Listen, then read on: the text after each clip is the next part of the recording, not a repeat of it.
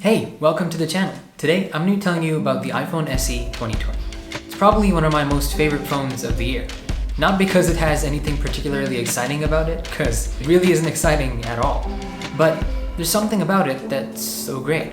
Even though it looks kind of like the iPhone 6, the 6S, the 7, and the 8 before it, don't let its looks fool you. This phone is really great. The fact of the matter is that it's simple. And frankly, I think that's what most people need. So, it's not overcomplicated in any sense of the word. In today's video, I'm going to be telling you all about the iPhone SE and whether you should buy it or not. So, let's get straight into it.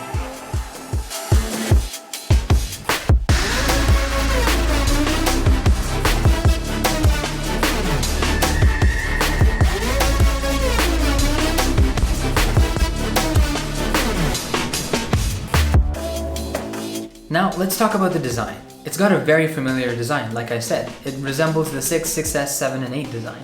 Well, don't let its looks deceive you, because this phone isn't joking around. The iPhone SE is very thin and lightweight, and it's a super small phone. And you won't have any issue with it being in your pocket. It's like a perfect size, and I really miss that size coming from the iPhone XR. I feel like the XR is just a tad too big for me. The front of the phone is iconic. You've got the huge chunky landing strip top and bottom bezels. These bezels bring back the home button, so there's no Face ID on here. It's a pressure sensitive button, and it reacts just the way a normal button would. And I love it. I prefer it to the normal physical button. In a world of masks that we live in right now, Touch ID is a godsend, and Apple has perfected Touch ID so much. It's super fast, it's super reliable. I've had zero problems with Touch ID on the iPhone SE. Its small design makes it a pleasure to use in one hand.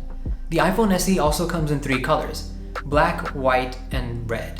If you buy the product red, well, you are supporting a good cause. Speaking of design, this phone doesn't have a headphone jack, and I don't think that should bother you. Since there's no headphone jack, it's water resistant, up to IP67 rated, meaning it can handle a little bit of dirt and splashes, and it should be fine if you drop it in the pool or go out with it in the rain. Now, let's talk about the display. The display is probably one of the 2 compromises on this phone. Now, the display isn't bad by any means. It's a 16:9 768p display, and frankly, it's awesome. It's got a P3 Cinema standard color gamut, colors look accurate, and the display panel itself is one of the best LCDs that you'll find on a smartphone. The display also supports HDR playback, so you can browse and stream HDR content on the iPhone SE.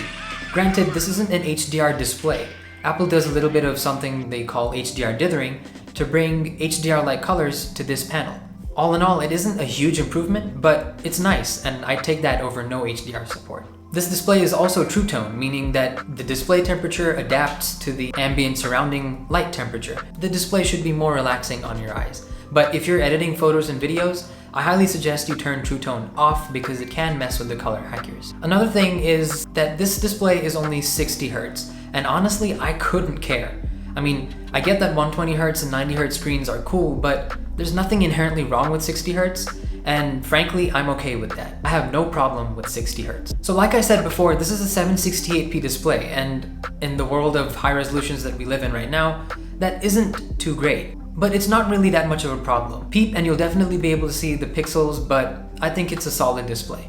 Supporting the display is the dual speakers. Frankly, a dual speaker system is night and day better than any single speaker system. The music gets loud and sounds great, and movies sound great too, so if you aren't wearing earphones, you can hear all the different sounds of whatever you're watching with stuff whizzing past you on the left and the right. It's an immersive sound experience, and it's much better than a single speaker system. Another thing accompanying the sound, I would say, is the haptics. Now, iPhones are famous for haptics, and this iPhone is nothing short of great in the haptics department. Everything in the system ticks and taps you back, and the haptics on an iPhone sort of bring the phone to life. Now, before we head on to talking about the camera, which is probably the most anticipated part of this phone, I want to talk to you about what's inside.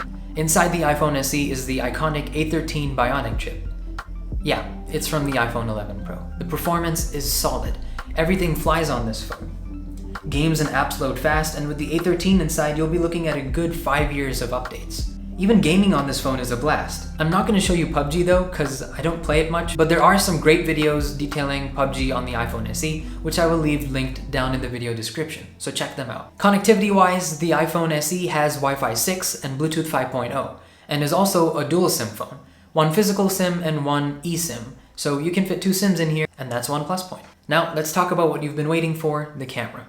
The camera on this phone is crazy good. It's the iPhone 8 sensor, but the 813 Smarts propel its capabilities. It's only got one lens, but I'd rather have an awesome single camera system than a crappy multi-camera system. I'd take that over the multi-camera system any day. The lens is 28mm wide, optically stabilized, and has an aperture of f1.8. Let me show you some samples. I'll let you be the judge of these photos. They all look great thanks to Smart HDR. In daylight, the photos have really nice color and the dynamic range is excellent. It shows excellent results in even the most challenging scenarios. Portrait mode photos are really nice too. Look at this. The back camera does the 6 modes of portrait mode, even though 10R can't do that. Low light is also pretty nice. It's a shame that this camera lacks night mode. Here's some video footage. Stabilization is great and autofocus is awesome too. Even the dynamic range is excellent in video. Overall, this camera has the best video any smartphone can capture in this price range, so if you're looking at video, this is an A+. Overall, this camera is best in class. Now, remember that I said this phone has 2 compromises? The first was the display, and I have to say the second one is kind of the battery. If you're a heavy user, you'll find yourself needing to top up by the end of the day. If you're a normal user, this phone should easily last you an entire day. If you find yourself running out of juice before the day ends, this phone supports fast charging and wireless charging. You can put it to charge and top it up quickly if that's something that you need to do.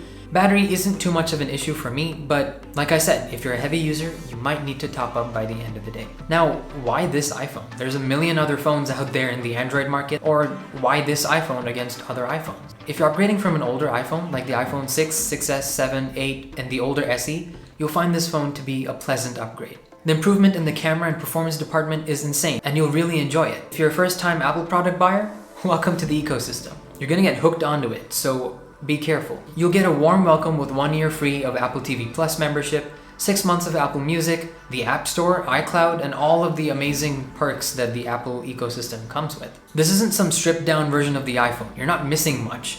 You get a great camera, you get great performance, you're getting long support for software updates, and so much more. Here's my conclusion. This phone is crazy good for its price. Like I said, if you're a first-time Apple buyer, this is your golden ticket.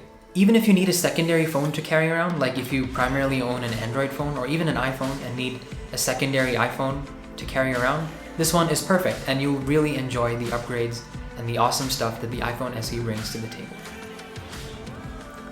That brings us to the end of this video. I want to thank you guys so much for watching. Without your support, I wouldn't be doing what I'm doing. So hit that like button, subscribe to the channel, and hit that bell icon so you don't miss any future uploads. Thank you guys so much for watching, and I'll see you in the next one.